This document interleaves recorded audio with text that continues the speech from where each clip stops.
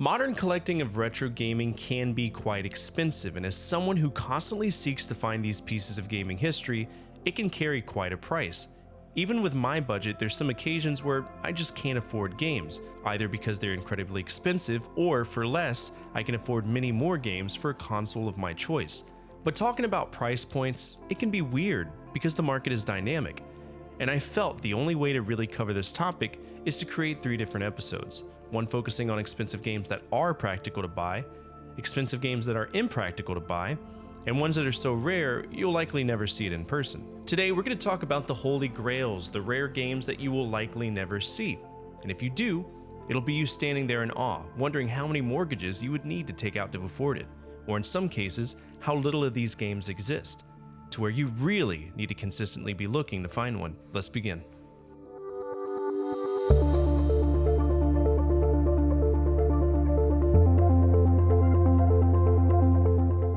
I've mentioned before that 5-screw games, they aren't that special. That was the way that carts were assembled back in the earlier years of the NES.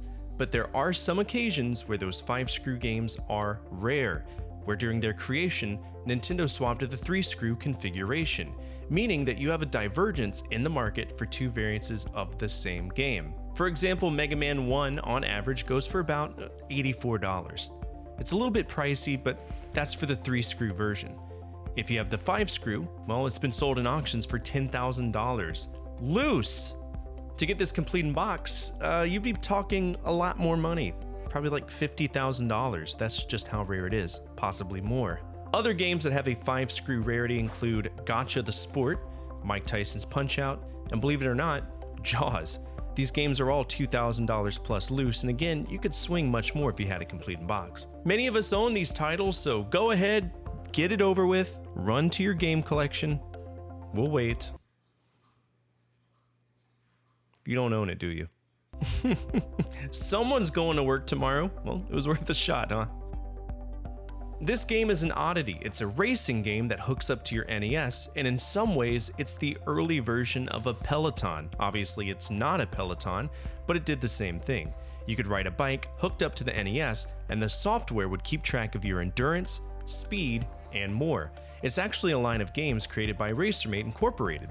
Their first game system was the CompuTrainer, and from that, 2 games were spawned: RacerMate Challenge 1 on the Commodore 64 and RacerMate Challenge 2 on the NES. If you've watched any of my previous videos, namely the System Shock about the NES, you would know that I said the NES natively did not have any expansion-based peripherals, and that's true. When you bought RacerMate Challenge 2, you would receive a modified NES, one that was capable of running the hardware and supporting the connection. There's one on eBay right now for $10,000, complete with all of the nonsense you'll need to play it. It is a novelty game, and kind of cool if you think about it.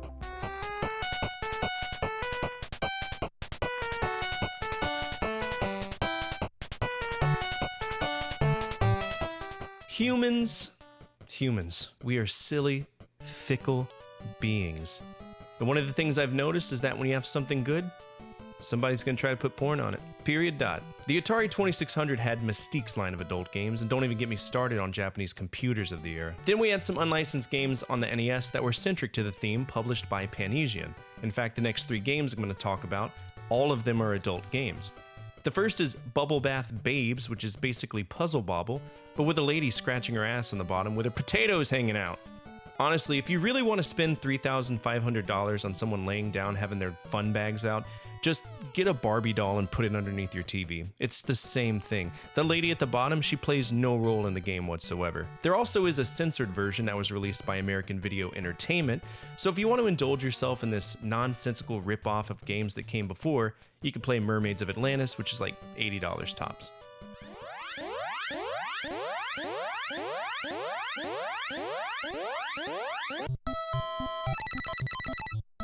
The second game is Hot Slots, which is Panesian's take on slot games. Now what's funny is that this game is iroge. It isn't abstract. There are many strip poker, strip slots, strip existence games that were popular in Japan. I just haven't played them because they violate terms of service on Twitch, since their main objective is sexual in nature. In Hot Slots, we can play 3 different slot machines, and if you win a lot of money, you get to see some 8-bit nudity like you've never seen before. I'm talking booba, vagugo, One-way portal to the corn processing plant?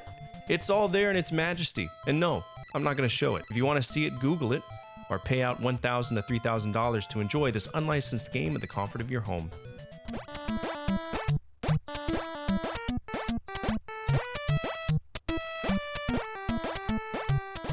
What about sexually charged poker? That's not new. I could rehash the same ideas, but strip poker has been a thing for a long time. Most arcades and bars that have adult themes are some variant of strip poker, or keno, or mahjong if you were in China or Japan. This is Peekaboo Poker, and it's a rare game. Why? Because no stores would sell it. It wasn't licensed, and it was a context that the NES was not known for. It was basic poker that if you're lucky, you'd see something that would probably blow your mind, unless you're me. I didn't find it fun at all. And the music that goes with it, it's atrocious.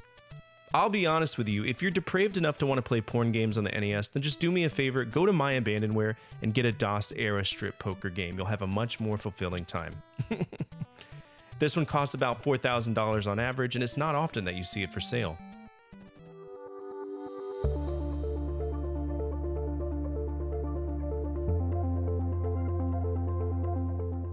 Now that I have you all hot and bothered by the female anatomy, let's talk test cards. Every company out there has a way to run diagnostics on their product. I recall when we worked at EA, we didn't really have a test bed, but we did have a specific release of a title, and our compliance lead had the ability to access features on the platforms we were developing and testing for. But back in the 80s, they needed to be slightly more ingenuitive. Enter the NES test cards, specific diagnostic cartridges that were created to check out specific aspects of the NES. There's one for the ports, one for the power pad, one for the joystick, but the one that stands out is the Zelda test card. All of these cards are distinctively yellow, and finding information about them is incredibly difficult, but most sales of these games, when they do emerge, come to about $5,000 to $10,000. Many folks try to fake these, so do yourself a favor and do your research, at least for what you can.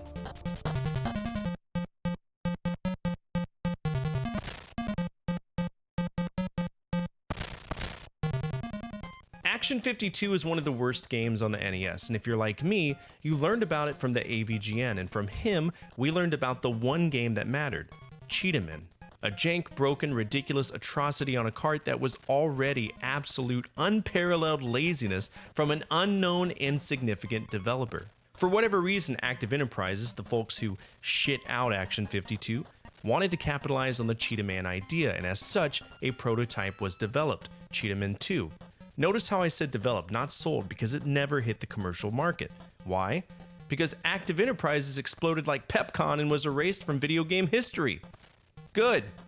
Fuck them. Instead, the retro community was exposed to it through a combination of exploration and interest from people who mattered in the retro gaming scene at the time, namely Pat the NES Punk, AVGN, the Game Chasers, etc. Basically a warehouse full of reutilized Action 52 carts with a golden sticker saying Cheetah-Man 2 was found, and that's how it entered circulation for the collecting world.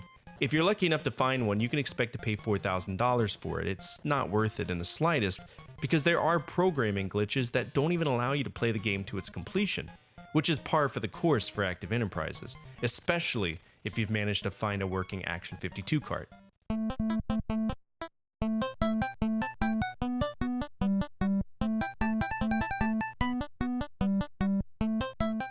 On the topic of unlicensed, it's probably a good idea to bring up some unlicensed titles that you might not have heard of. For example, the 6-in-1 carts.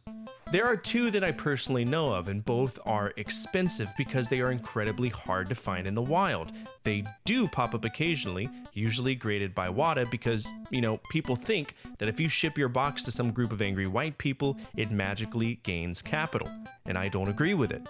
Keep the grading to the card market, where it makes sense. It's not uncommon for people to send their games off to WATA or VGA and then list it on eBay 500% more than it's worth. It's like this incessant circle jerk of social elitism. And what's funny is that most of these games are 6.5s, 9s at the best. Near mint does not mean mint. And if you're going to charge someone $250,000 for a Nintendo DS copy of The Legend of Zelda Ocarina of Time because VGA graded it near mint, you can go fuck yourself. I'll gladly pay $18, which is what it's worth. Rant aside, returning to the topic, we have 2 games that were 6-in-1 carts. The first was Caltron 6-in-1, which has 6 games created by Caltron, a Taiwanese company that was in the crosshairs for Nintendo fairly early in their career. Why? Because they named themselves NTDEC. You want to know what that means? Nintendo Electronic Company. They distributed their games with Nintendo branding. The multi-cart contains subpar games like Cosmos Cop, Magic Carpet 1001, Balloon Monster, Adam and Eve, Porter, and Bookie Man. It costs about $600 to $1,000, but the real moneymaker is the same cart, rebranded as the Myriad 6-in-1. It contains the same games, and if you happen to find this one, you can expect to pay in the neighborhood of $10,000 for 6 donkey shit games that are of such poor quality that it puts Action 52 to shame. All of this resulted in a lawsuit from Nintendo to the tune of roughly $25 million. That sucks. What should we do? Let's change our name. And do it again! This time as Asder, and release a 20-in-1 Asder cart, which has the 6 games mentioned before, with some other stupid nonsensical games. It's much cheaper though. It's only about $100.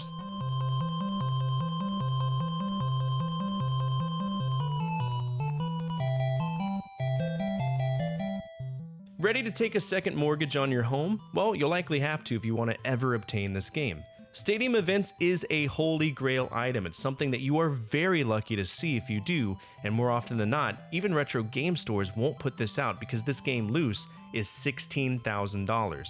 But most of the time, you won't see this loose. You see it complete in box. Many auctions involving Stadium Events show people spending upward of $160,000 to own this game. And I don't know why, because they made a cheaper variant called World Class Track Meet. And if you want even more bang for your buck, you can get the 3-in-1 combo cart with Super Mario Bros., Duck Hunt, and World Class Track Meet, which to me is the one licensed cartridge that sustained the most peripherals to date: the zapper, the controller, and the power pad. It's a damn good deal if you ask me, but Stadium Events, it's just a power pad gimmick game. And we go through various events such as the 100-meter dash, long jump, 110-meter hurdles, triple jump, and 2 combination events, tournament, and Olympics. It's not worth it to me, but if you want that holy grail item, that's the one to get.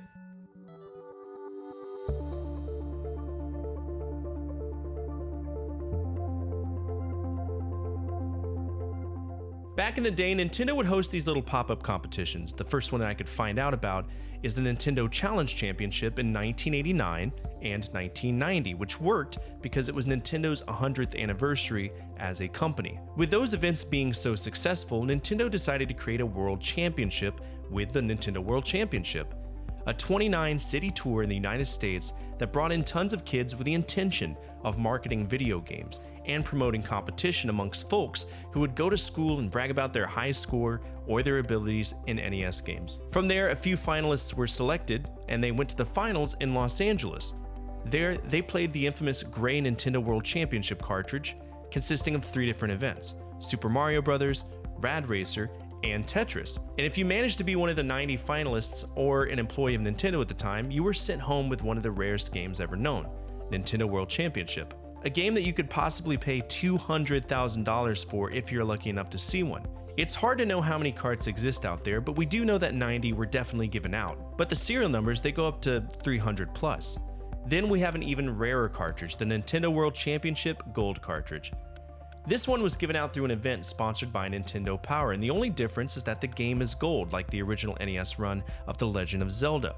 26 copies are known to have been given out through this contest, and in the past, they were sold for roughly $18,000. But if people nowadays are asking $175,000 for the gray card alone, then you can expect this to cost $200,000 to $250,000.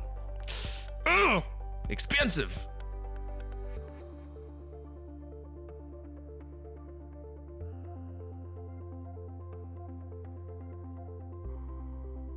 You hear often about the Nintendo World Championship carts, but what if I told you there was one even rarer? The Nintendo Campus Challenge cart from 1991. The Campus Challenge was a little bit different from the Nintendo World Championship. Instead of having a World Invitational, it was isolated to 58 college campuses over spring break of 1991. If you were a finalist, you were flown to Disney World, where you would compete against others with specific games, much like Nintendo World Championship. The finalists could expect to play Super Mario Bros. 3 with their score multiplied by 10, Pinbot, and Dr. Mario with their score being multiplied by 100. Rad Racer was supposed to be included, but they didn't end up putting it on the cartridge, of which there is only one. And the last known owner was J.J. Hendricks, who bought it for $20,000 in 2009. And then he sold it for $20,100 to a person we might never know. With this game being so rare, there almost isn't a rational price that can be applied to it. It could be $30,000, but that would be kind of foolish. It could be $200,000, but that would mean that it isn't as scarce as the gray cards. It could be worth $300,000, but that would degrade the reputation of the gold card. If I had to provide a number, I would say the person who owns this one card could easily get $500,000 to possibly $1 million for it. This is literally a 1 in a million card that I would do anything to just hold in my hands for a few seconds. And that's it for me today. What did you think of this list? Do you own any of these relics of a simpler time? I'd love to hear about it in the comments down below, and I'm sure some of the other collectors and enthusiasts would love to as well. We have a warm community of amazing people, and because of you all, we have recently reached our milestone of 4,000 subscribers, so thank you. I won't be bringing it up again until we get close to our next milestone, 8,000, but I look forward to accomplishing that one day. Finally, the single most important thing you can do for me is to hit that thumbs up button, as it directly impacts the visibility of the projects and videos that I work on every single day. As always, from my family to your family, good energy, good vibes, Fortefyre out.